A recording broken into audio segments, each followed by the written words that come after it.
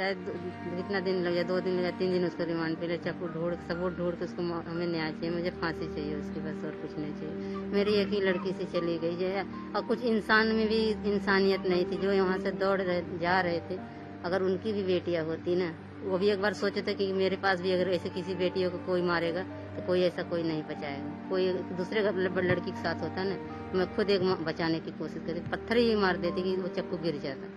मरहूम साक्षी की मां रंजना मेरे साथ मौजूद हैं बातचीत करने के लिए। रंजना जी, सबसे पहले ये आ रहा था कि जो साहिल है, आपके परिवार क्या उसे पहले से जानता था? नहीं, पहले ये आप लोगों का बयान आया था कि जो है दोस्ती थी उस लड़के से, और ये भी बयान आया कि पहले कहा गया था अफवाह उड़ाया जा रहा, ऐसा कुछ नहीं था। क्या अफवाह उड़ाई जा रही है? ये जो पहले से जानते हैं, हम लोग नहीं जानते थे। नहीं जानते थे। यहाँ पर ये भी कहा जा रहा था कि उस दिन वो मिलने के लिए गई थी उससे। हमें कुछ भी नहीं पता। लेकिन जो लोग उसके रिलेशनशिप पे बात कर रहे हैं, यानी कह रहे हैं कि दोस्ती थी, पहले से एक दूसरे से जानता था, फिर कोई और लड़का उसकी लाइफ में आ गया तो इस वजह से मर्डर हुआ।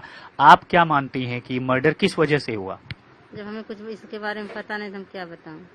लेकिन आप ये बात साफ तौर पर कह रही हैं कि साहिल को पहले से आपका परिवार नहीं जानता था। हम कुछ नहीं जानते, हमें उसी दिन पता चला है। अच्छा, तो पहले ये बातें किसने कहा कि वो जो है पहले से जानता था साहिल? कौन है वो जो इस तरह की बातें कर रहा है, खासकर साक्षी को लेकर के? हमें ये सब के बारे में नहीं पता। क्या आपको लगता है कि पुलिस ऐसा कुछ कह रही है या कर रही है? नहीं, हमें नहीं पता। अभी देखिए, रिमांड जो है वो साहिल की बढ़ गई है, यानी अब पुलिस उससे पूछताछ करेगी। चाकू अभी बरामद नहीं हो पाया है, तो आप अभी क्या कहेंगी? पुलिस की जांच जैसे चल रही उससे आप संतुष्ट हैं? सही है, संतुष्ट है। मुझे न्याय चाहिए सिर्फ, चाहे कितना दिन लग जाए, 2 दिन लग जाए, 3 दिन उसको रिमांड पे ले, चाकू ढूंढ सबूत ढूंढ के उसको हमें न्याय चाहिए, मुझे फांसी चाहिए उसकी, बस और कुछ नहीं चाहिए। मेरी एक ही बेटी थी और कोई नहीं था मेरे, जिसकी एक लड़की खो गई, उससे माँ से पूछे क्या उसके ऊपर बीत रहा है। मैं समझ सकता हूं कि आप किस दौर से गुजर रही हैं, और जिस तरह से ये भी कहा जा रहा था कि कई लोगों ने ये कहा कि वो कलावा बांधता था, रुद्राक्ष पहनता था, तो क्या कभी ऐसी कोई बातचीत आई जो आपको लगा हो कि इस तरह का कोई लड़का उससे संपर्क में है? नहीं जी, हम नहीं लगा, हमें कुछ नहीं पता। बहुत सारे दोस्तों का नाम रंजना जी आ रहा है, कोई झबरू है, कोई दीपक हड्डी है, और लोग कोई उसके साथ रील बनाता था और इंस्टाग्राम पे अपलोड करता था, और बहुत सारे ऐसे कैरेक्टर सामने आ रहे हैं जो कि उससे जुड़े हुए थे। तो क्या ये माना जाए कि आपको दोस्तों के बारे में भी नहीं पता था? नहीं जी, हमें नहीं पता था। तो ऐसा क्यों था कि वारदात के हफ्ते भर पहले से, 10 दिन पहले से वो परिवार से दूर जाकर रह रही थी? उसकी दूरी की वजह क्या थी? क्या वो अक्सर परिवार से दूर रहकर जाती थी, या फिर घटना से कुछ दिन पहले ही वो गई थी? जैसे जहाँ रहती थी ना, उनका पति बंद थे, जेल में थे, तो वो आई मेरे घर पे, बोली आंटी मैं जो है साक्षी को मेरे पास छोड़ दो, छोटे छोटे बच्चे हैं, वो कोर्ट जाते हैं, जैसे मतलब दौड़ भाग करती, तो 2 बच्चे देखती तो वहाँ ट्यूशन पढ़ाती थी, वही देखभाल करती थी। और शाम में उस दिन भी बात हुई, मेरे संडे की भी बात हुई 1:30 बजे, मैं भी घर जाती थी, मिल के आती थी। हाँ जी। यानी आपको पता था कि वो कहाँ पर रहती है, किस दोस्त के पास? मुझे पता, बिना पता मैं अपनी बेटी से मिलती थी, बात भी करती थी। आपकी बेटी की दोस्ती के बारे में, या उसके कई लड़कों से संपर्क होने के बारे में, या उससे चैट के बारे में, क्या आपको ये चीजें पता थी? नहीं जी, हमें नहीं पता था। कोई उसका खास दोस्त लड़कों में या लड़कियों में जो आप पहले से जानती हो, और जो इस घटना के बाद से उसका नाम काफी उछल रहा हो? नहीं जानती।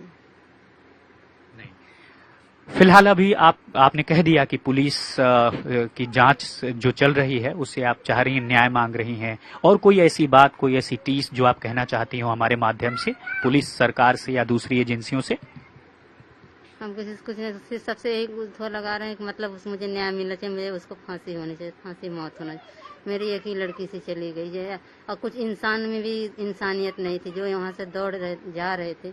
अगर उनकी भी बेटियां होती ना, वो भी एक बार सोचे थे कि मेरे पास भी अगर ऐसे किसी बेटियों को कोई मारेगा तो कोई ऐसा कोई नहीं बचाएगा। लेकिन वो लोग के पास बेटियां नहीं थी, बहन नहीं थी, माँ नहीं थी, इस वजह से ऐसा हादसा हुआ। अगर कोई होता तो बचा लेता। और उस समय अगर मैं जाती होती, कोई दूसरे लड़की के साथ होता ना, तो मैं खुद एक बचाने की कोशिश करती, पत्थर ही मार देती कि वो चाकू गिर जाता। तो खुद ही इतना मरती नहीं, एक दो चाकू लगता, लेकिन वो मरती नहीं, जिंदा रहती। लेकिन इतनी जनता गई, लेकिन किसी ने मदद नहीं की। उसने इतना गुहार लगाई, किसी ने मदद नहीं की। लेकिन उस गली के इंसान जी मर गई थी, वहाँ इंसान नहीं थे, हैवान थे खड़े। उसकी भी माँ बहन होंगी, बेटियां होंगी, लेकिन उसने किसी ने नहीं सोचा कि मैं आज इसका हेल्प कर दूं तो मेरे साथ ऊपर वाला हेल्प करेंगे।